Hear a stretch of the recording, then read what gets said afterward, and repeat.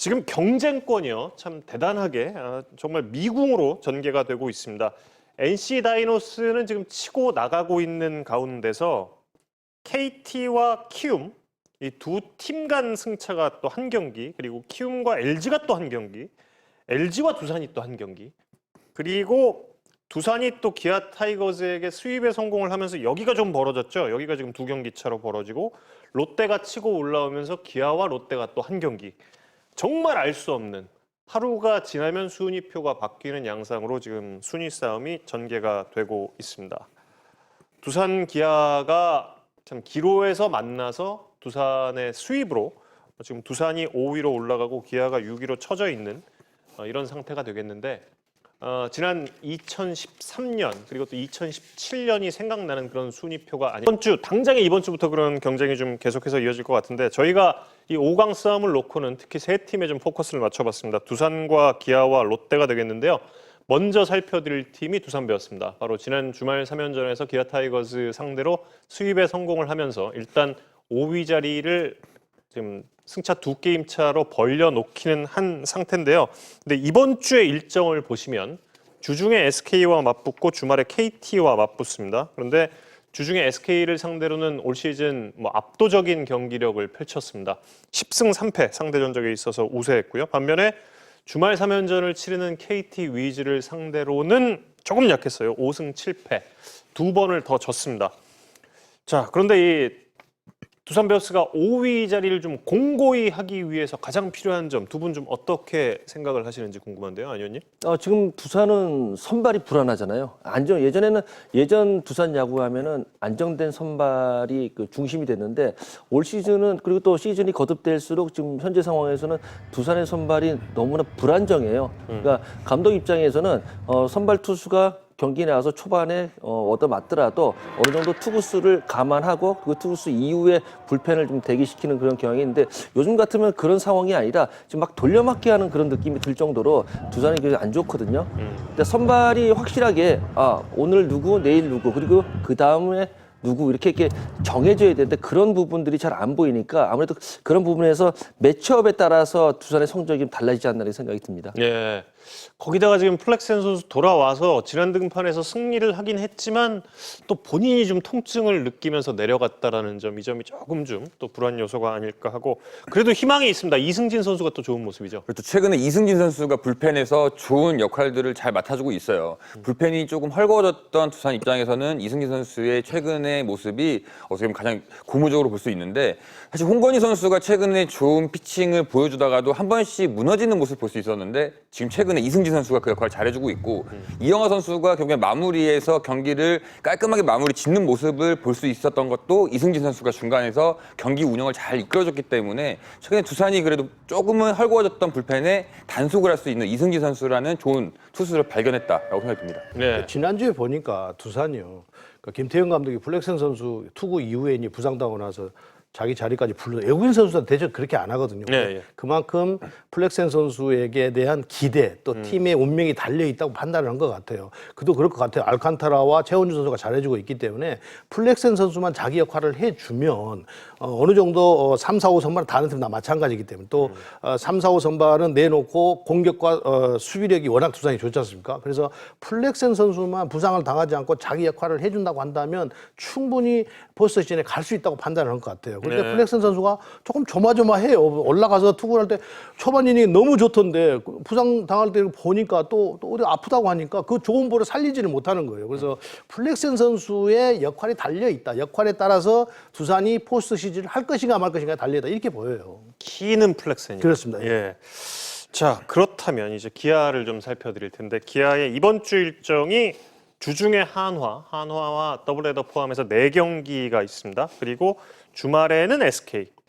두 팀 모두 상대 전적에 있어서 올 시즌 우위에 있는 팀들과 상대를 하게 됩니다. 이번 주에 이제 7경기를 치른다는 것이 좀 변수가 될 텐데 그런데 앞서 이제 이순철 의원께서 플렉센 선수가 키다 이렇게 말씀을 해 주셨습니다만 기아 같은 경우는 지금 브룩스 선수가 빠진 상태에서 양현종 선수가 키가 돼야 할 텐데 지금 양현종 선수가 이렇게 좀 아홉수에 고전하는 거는 그 양현종 선수가 키라기보다는요. 관용과 양현종 선수는 자기 역할을 해줘야 되는 상황이고요. 예. 브룩 선수가 빠졌기 때문에 키라고 했다고 한다면 김현수 선수를 좀 늦게 발굴을 했지 않습니까? 예. 첫 경기를 너무 잘 던졌어요. 그래서 첫 경기 한 경기만 놓고 김현수 선수를 판단할 수는 없지만 지금 기아의 선발진의 사정을 본다고 한다면 김현수 선수가 키가 일단은 돼줘야 되는 거 아니냐 생각합니다. 결과가 이번 주에 나와서 어떻게 될지 모르겠습니다. 그건 뭐 결과는 두고 봐야 되는 것이고요. 그런데 양현종과 간용 선수는 원투펀치로 해서의 역할을 제대로 하지 않으면 기아는 5위를 못 갈 가능성이 매우 높다 이렇게 예. 양현종 선수와 간용은 그러니까 상수가 돼야 한다. 그렇죠. 항상 잘 던지는 그런 선수들이 돼야 한다. 그리고 키는 김현수 선수다. 근데 양현종 선수가 네. 참 큰 기록을 앞두고 있는 상황에서인지 물론 이제 롯데전에서 굉장히 또 압도적인 피칭을 보여주기도 했지만 예. 지금 이 9승에서 두 자릿수 승수의 이 추가가 그렇죠. 어느 그러니까 정도 좀 가능할지. 예, 그 양현종 선수가 지금 9승에서 거의 한 달 넘게 지금 1승을 추가하지 못해 그렇죠. 10승을 달성하지 못하고 있습니다. 그런데 9위를 봐서는 그렇게 떨어진 9위가 아니에요. 양현종 선수가. 지난번 두산전에 나왔을 때 4일 만에 4일 쉬고 5일째 나와서 네. 결국은 투수가 막아주지 못하면서 6실점을 했는데 그 전까지는 양현종 선수가 5회까지는 괜찮았거든요. 그런데 6회에 갑자기 볼넷을 2개 내주면서 허물어서 그것은 4일 턴의 영향도 있다고 봐야 될 것 같아요. 그런데 그 전까지는 실점을 그렇게 많이 하지 않았습니다. 타선이 뒷받침이 안 되기 때문에 결국은 1승을 추가하지 못했는데 양현종 선수의 9위는 별 걱정 없다고 봐요. 단 이제 4일 턴을 하고 나오는 이 와중에 이번 주에 양현종 선수가 과연 나와서 어떤 모습을 보여주느냐. 다행히도 하나전이기 때문에 조금은 양현종 선수에게 기대를 해볼 수 있습니다만 4일 턴으로 나와서 또다시 갑작스럽게 어떤 상태가 무너진다고 한다면 그건 장담할 수 없다는 것이죠. 네. 4일 턴에 그날이 양현종 선수가 이제 더블헤더에 걸리게 되는데 윌리엄스 감독의 성향상 더블헤더 1차전에 좀 등판시키지 않을까 하는 그런 좀 그렇죠. 예상이 예, 예. 됩니다. 그런데 이 4일 로테이션 윌리엄스 감독의 지금 승부수가 되겠는데요. 양현종 선수와 간용 선수를 계속해서 이제 4일 로테이션 승부를 걸겠다라는 의도인데 힘들죠. 이런 일정을 소화하려면. 사실 제가 첫 한 줄 평 내렸을 때도 그 얘기를 했잖아요. 예. 체력 부담이라고.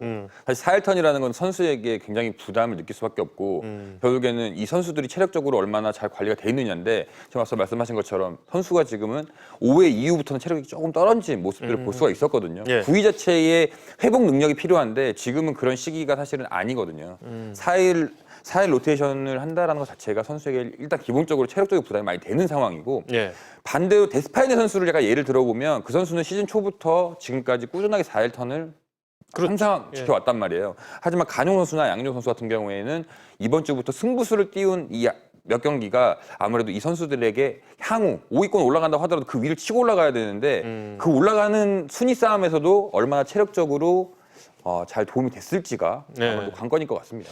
게다가 지금 기아 타이거스가 가장 많은 경기, 이 경쟁 팀들 가운데서 가장 많은 잔여 경기를 지금 두고 있는데 이게 또 어떤 작용을 하게 될지 언제나 그 시즌 요맘때쯤이면 모든 위원님들께 좀 던지는 질문이기도 한데 키움과 더불어서 키움은 항상 또 경기가 적게 남았으니까 지금 이 기아 타이거스의 많은 잔여 경기 좀 어떻게 생각하시는지 안 의원님부터 좀 말씀해 주실까요? 그러니까 투수이 안정이 되고요.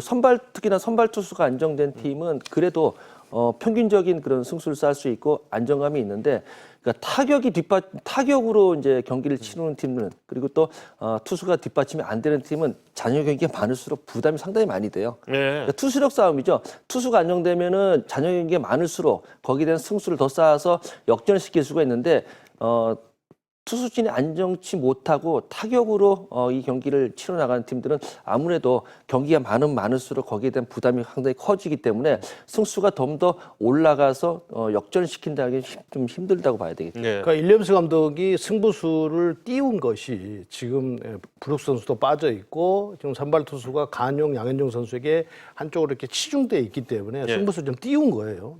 띄웠기 때문에 그만큼 많은 잔여 경기를 잘 활용을 하겠다는 시키겠다는 뜻이거든요. 한 번이라도 등판을 시키겠다 이런 뜻이에요. 그러니까 그거는 선택을 잘한 것 같아요. 그런데 이제 아까 이동현 의원이 얘기했듯이 그것이 과연 간용 선수는 외국인 선수고 양현종 선수는 국내 선수인데 사실은 그동안에 양현종 선수에 대해서 피로 누적에 대해서 많은 이야기를 했지 않습니까? 자기 또 루틴이 있어요. 네. 타자도 그렇고 투수도 그렇고 과연 그것을 얼마나 이제 극복해 가면서 이 잔여 경기를 일련수 감독이 선택한 부분을 잘 메꿔줄 것인지 그걸 또 성취해낼 것인지는 뭐 결과를 지켜봐야 될 것 같습니다. 네.